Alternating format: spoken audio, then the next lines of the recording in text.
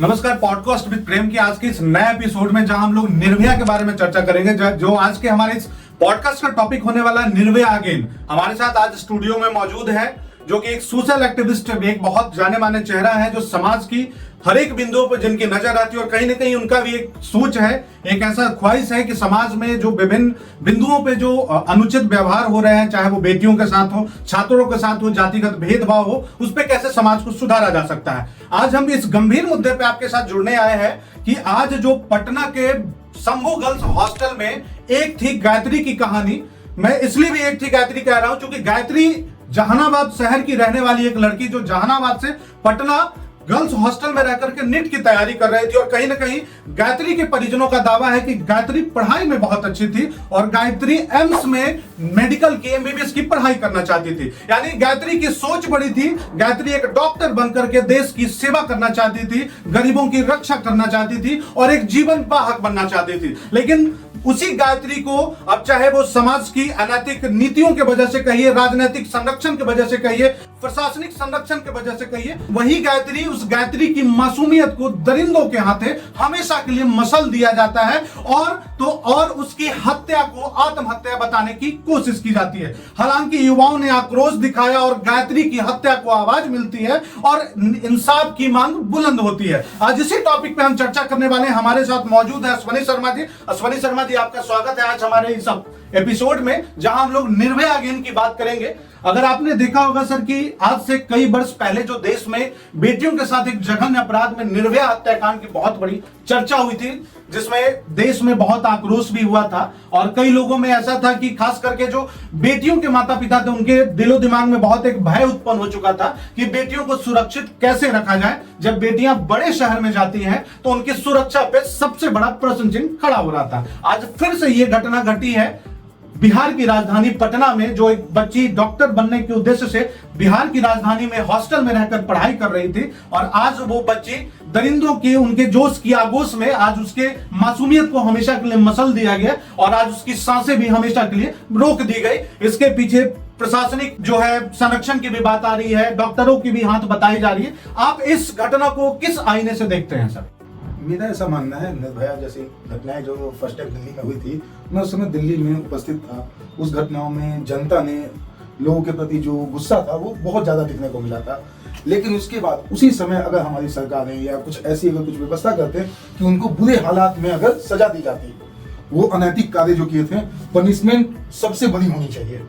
कभी कभी देखने में का मुझे क्या मुस्लिम जो बहुत सारे देश है उनका जो है कि हाँ रेप के बिहार पे उनको बहुत बुरे हाथ पत्थर मार के उनकी मौत। सर, क्या आप आज ये गायत्री हत्याकांड की जो घटना घटी, क्या आप मानते हैं कि इस इतने बड़े हत्याकांड के पीछे या रहस्यमयी मौत के पीछे कहीं ना कहीं राजनीतिक संरक्षण और प्रशासनिक संरक्षण होता है? बिल्कुल।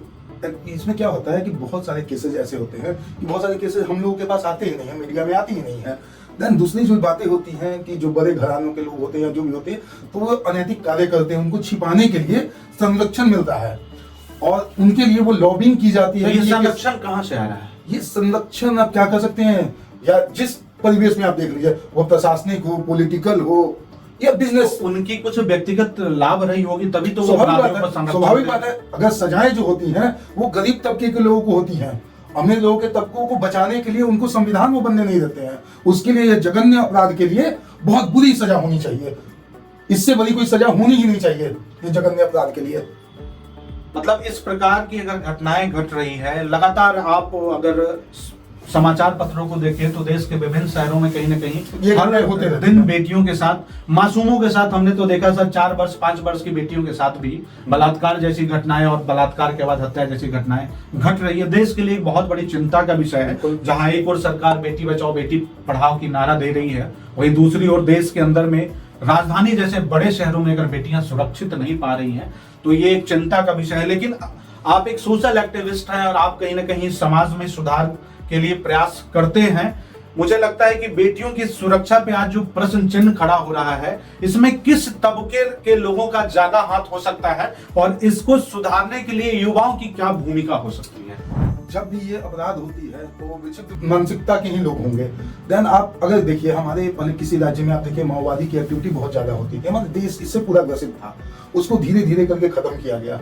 तो उसमें प्रशासन को और सरकार की बहुत बड़ी जिम्मेदारी बनती है। इसी तरह इस कुकृत्य को खत्म करने के लिए सरकार प्रशासन दोनों की सहभागिता से ही ये खत्म हो सकता है। और इवन हम नागरिकों का भी ये दायित्व होता है कि अपने बच्चों को, जानने वाले को इस तरह की चीजों से पहले से समझा के इसको करें कि हाँ क्या सही है क्या गलत है। इसका इंफॉर्मेशन कन्वे भी करना समाज का काम होता है, सिर्फ पुलिस प्रशासन का काम और सरकार की जिम्मेदारी नहीं, यह समाज की भी जिम्मेदारी है। इस पहलुओं पे वो अपना अगर इस प्रकार की घटना के पीछे आज जैसे पोस्टमार्टम रिपोर्ट में घटना की पुष्टि हुई कि बच्ची के साथ सेक्सुअल असॉल्ट हुआ है, उस हॉस्पिटल की मान्यता रद्द कर देनी चाहिए, जो डॉक्टर थे उनका लाइसेंस रद्द कर देना चाहिए, जहां से उन्होंने किया उन सब पे ये प्रश्न चिन्ह है। लोगों का इसमें नाम आता है, उसको तुरंत प्रभाव से उनको हटा देना चाहिए। और जितनी भी चीजें हैं, सीसीटीवी का, जैसे मैं अभी जान रहा हूँ सीसीटीवी का फुटेज हटा दिया गया उस समय का, ये जितने भी चीजें हैं, जितने भी लोग संलिप्त हैं। सर मुझे लगता है कि अगर खास करके बड़े शहरों की बात करें तो ज्यादातर जो हॉस्टल्स, निजी हॉस्टल चल रहे हैं, वहां सीसीटीवी का कोई रूल और रेगुलेशन नहीं है, या तो सही मानक पे उन हॉस्टल्स का निबंधन नहीं हो रहा है। क्योंकि जब भी इस प्रकार की घटनाएं हॉस्टल के प्रांगण में हो रही है तब वहां साक्ष्य के रूप में जो सबसे पुख्ता सबूत होता है वो सीसीटीवी का फुटेज होता है। लेकिन जब भी इस प्रकार की घटनाएं घटती है तो सीसीटीवी फुटेज काम नहीं कर रहा है, ऐसा बताया जाता है संचालकों के द्वारा। तो मुझे लगता है कि एक कड़ा कानून बनाए जाने की आवश्यकता है। इस पे आपका क्या राय है कि हॉस्टल्स की रेगुलेशन के लिए भी कानून बनाया जाना चाहिए? देखिए, आप हॉस्टल अगर करते हैं, सरकारी संस्थाएं हो या प्राइवेट हॉस्टल हो, जिसमें भी हो, अब वहां पे जो अधिकारी हैं वो अधिकारी पे किस तरीके से उनका निबंधन कैसे होगा, हॉस्टल से ज्यादा उनका निबंधन जरूरी है।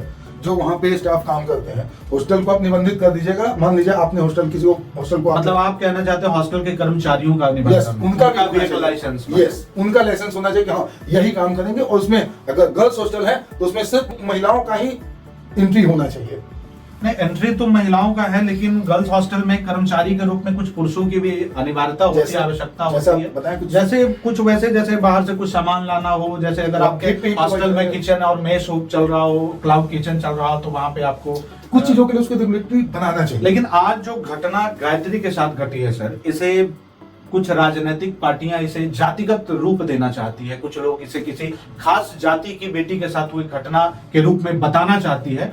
लेकिन आपका क्या यह मानना है सर कि ये किसी खास जाति की घटना है, या बिहार की बेटी की घटना है, या देश के बेटी के साथ हुआ जघन्य अपराध है? वो किसी भी, वो समाज की नहीं, वो देश की बेटी के साथ ये घटना हुई है। और ये जो भी पार्टियां, जो भी तरह की पॉलिटिकल पार्टियां आज के डेट में सारे लोगों को जातिगत बांट के अपनी एक वोट बैंक बना रही है, वो पार्टियों को भी सबसे पहले उनसे ऊपर उठकर वो हम अपने देश की बेटी समझे, अपने घर की बेटी माने, तभी इन चीजों में बदलाव आएगा। और ये जो भी कर रहे हैं, सब लोगों को ये अपनी सोच है, अपने अकॉर्डिंग वो अपनी पॉलिटिक्स कर रहे हैं। जब से ये घटना गायत्री के साथ घटी है, बाकी भी जो जिनकी बेटियां बड़े शहरों में रहकर पढ़ रही है, उनके माँ बाप में भी बहुत ज्यादा भय का माहौल हो गया है। आज मैंने कहीं ना कहीं हमने देखा समाचार पत्रों में कि कई बच्चियां जो बाहर शहर में रहकर के हॉस्टल में रहकर पढ़ाई कर रही थी, माता पिता भय के माहौल में अपनी बेटियों को वापस घर बुला लिए कि नहीं पढ़ोगे चलेगा, लेकिन इस अपराध को हम सहन नहीं कर सकते। इसके बारे में आप क्या कहेंगे? उन माँ बाप को आप क्या संदेश देना चाहेंगे? आज मैंने भी बहुत सारे समाज पत्रों के माध्यम से, डिजिटल प्लेटफॉर्म के माध्यम से बहुत गार्जियन का कहते हुए सुना कि हम जब अपनी बेटियों को घर लेके चले गए, पढ़ाई मत करो, घर में सेफ तो रहोगी, सुरक्षित तो रहोगी। वो उन्हें लगता है कि वो बेटियों की गलती है, उन्हें ये नहीं मालूम है समाज में जो गलत है उनका विरोध कीजिए। अपने बच्चे को शिक्षा से वंचित रखना ये भी समझदारी नहीं है। शिक्षा तो जरूरी है, भगवान न करे ऐसा हो। लेकिन एक बहुत कठिन सवाल, और मैं बाउंड्री लाइन क्रॉस करके एक पर्सनल सवाल आपसे पूछना चाहता हूं सोनी शर्मा जी, कि अगर ये घटना जो घटी, अगर गायत्री आपकी पुत्री होती तो आप एक पिता होने के नाते आपका क्या स्टेप होता, आप क्या करते, आपकी कैसी स्थिति होती और आप इस प्रकार के सदमे को कैसे बर्दाश्त करते हैं? शायद इसको शब्दों में बयान नहीं किया जा सकता है, और इसके लिए मुझे कुछ शब्द ही मेरे पास नहीं होगा। ये घटनाएं जो है जिस पे बीतती है, उसके अलावा कोई दूसरा इसको व्यक्त कर ही नहीं सकता है। उसको महसूस करना भी अलग चीज नहीं किया जा सकता है। घटना तो काफी मर्माहत करने वाली है, और ये भी देखा जा रहा है कि कुछ राजनीतिक दल और राजनीतिक खेमे में ऐसा भी हो है कि लोग इस प्रकार की घटनाओं को अवसर के रूप में लेते हैं ताकि उन्हें अपनी राजनीतिक रोटियां सेकने में मदद मिल सके।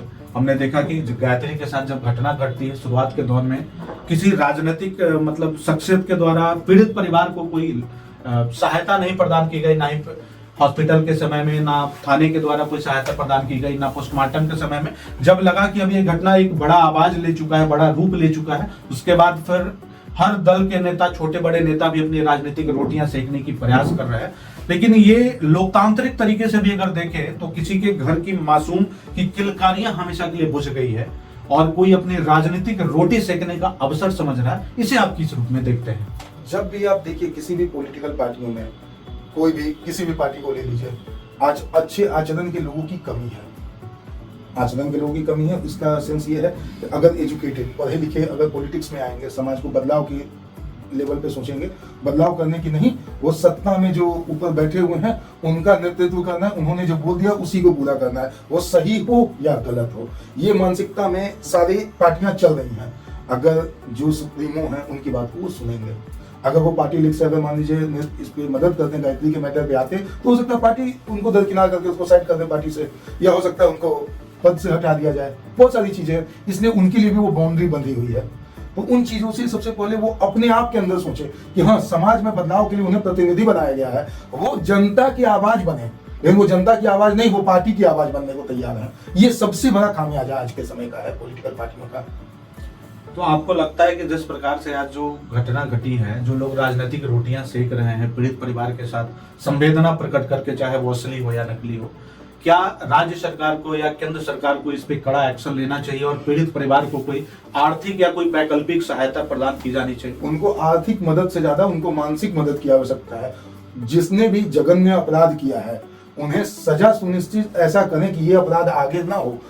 अगर तुगलकी फरमान जैसे तुगलकी, मतलब अगर इस तरीके से देखा जाए तो योगी आदित्यनाथ मॉडल पे आना चाहिए बिहार सरकार को या किसी भी सरकार को। मतलब आप चाहते हैं कि बुलडोजर एक्शन में आना होगा? आना ही होगा। अगर मान लीजिए हम ये सोचेंगे कि हमारी पार्टी, मतलब आप सीधे तौर पे कह रहे हैं कि बिहार में भी योगी जैसा सीएम चाहिए? यस, जो किसी के दबाव में ना हो, वो अपने प्रभाव में हो, वो किसी को पार्टी में सुनने की नहीं हो, अपना काम को करना आना चाहिए। मतलब आप सीधे तौर पे दर्शकों को कहना चाहते हैं कि आप योगी के फॉलोअर हैं और योगी के फॉलोअर नहीं, बुलडोजर एक्चुअली क्या है ना, आप देखिए यूपी जैसे राज्य को बिना डंडे के नहीं चलाया जा सकता है और बिना सजा के कोई सुधार नहीं सकता। आप बचपन में ही देखते होंगे, आपने पढ़ाई शुरू की होगी तो डर से पढ़ाई की होगी। मतलब आज से अगर कई वर्षों पहले देखा जाए तो यूपी में भी अपराध तो कम नहीं था, खास करके बेटियों के साथ बलात्कार जैसी घटनाएं यूपी के बड़े शहरों में भी काफी हद तक घटती थी, लेकिन कहीं ना कहीं इसमें नियंत्रण तो हुआ है। इसमें योगी की सरकार काफी हद तक सफल है, इसके लिए योगी आदित्यनाथ जी बधाई के पात्र हैं। और कहीं ना कहीं बिहार में भी ऐसा एक सख्त कानून बनाए जाने की आवश्यकता है जो इस प्रकार की घटनाओं पे कड़ा निर्णय ले सके। एक और बड़ा गंभीर सवाल है, चिंतन का सवाल है कि थोड़ा कड़ा भी सवाल है कि जब भी बेटियों के साथ हैवानियत होती है, समाज के कुछ वैसे ठेकेदार भी हैं जो कहीं ना कहीं जब हैवानियत किसी बेटी के साथ होती है, उसका बलात्कार कर उसकी हत्या कर दी जा रही है और समाज के उन ठेकेदारों को तब भी उन बेटियों में कमी दिखती है और वो उन बेटियों के चरित्र पे उंगली उठाते हैं कि ये बेटियां ही ऐसी थी, ये बेटी ही ऐसी थी। इस बात उनके लिए आप क्या कहना चाहेंगे? अब उन ठेकेदारों को आप क्या संदेश देना चाहेंगे? देखिए, सबसे बड़ी बात है, लोग कहते हैं अपना नजरिया बदलिए, हमारी बहन बेटी नहीं, बस मेरा सवाल सीधा ये था सर कि क्या इस प्रकार की हैवानियत के पीछे हमेशा बेटियां ही गलत होती है या बदनाम होती है? देखिए, अब क्या है, क्या बिहार की बेटियां, देश की बेटियां हमेशा चरित्रहीन साबित होती रहेंगी? आपने शायद पिंक मूवी देखा होगा, हाँ, बहुत चीजें आपको देखा। मैसेज दिखाया जाता है कि आप समाज में सबसे पहले जागरूकता, ना का मतलब ना होता है, ये सीखना होगा। उन ठेकेदार को भी आप ठेकेदारी देने का मौका ना दें, ये आपके वो ठेकेदार हैं। जिंदगी आपकी है, सबसे पहले आप अपने आप में मजबूत होइए तो समाज का, अच्छे समाज का निर्माण होता है। समाज में ये जरूरी नहीं है जो जातिगत लोग सोचते हैं, जाति और इन सब चीजों से उठकर अच्छे लोगों को आप सोच करेंगे, अपना सोच बदलिए, किसी और को बदलने की आवश्यकता नहीं है। मैं आपको नहीं बदल सकता, मैं अपने आप को बदल सकता हूँ। मैं अपने आप को पहले बदलूंगा तो मैं आपको अपील करूंगा कि आप भी अपनी चीजों में, इन चीजों में चेंज लाएंगे तो बेहतर होगा। चलिए, बहुत धन्यवाद अश्वनी शर्मा जी। आज हमने पॉडकास्ट विद प्रेम के इस नए एपिसोड में, जहां आज का हमारा टॉपिक था निर्भया अगेन, हमारे साथ आप थे अश्वनी शर्मा जी, जो सोशल एक्टिविस्ट के रूप में एक जाना पहचाना चेहरा है, एक अच्छी पहचान रखते हैं। और हमने आज इनसे बात किया निर्भया अगेन के टॉपिक पे कि समाज को क्या संदेश जा रहा है, गायत्री जैसी घटनाएं जो लगातार घट रही है। हम फिर से आपसे मिलेंगे इस प्रकार की निर्भया अगेन के दूसरे एपिसोड में, लेकिन तब तक आप इस वीडियो को, हमारे आज के इस एपिसोड को अधिक से अधिक शेयर कीजिएगा और बिहार नहीं देश के लोगों तक इस संदेश को पहुंचाने में आप हमारी टीम का मदद कीजिएगा।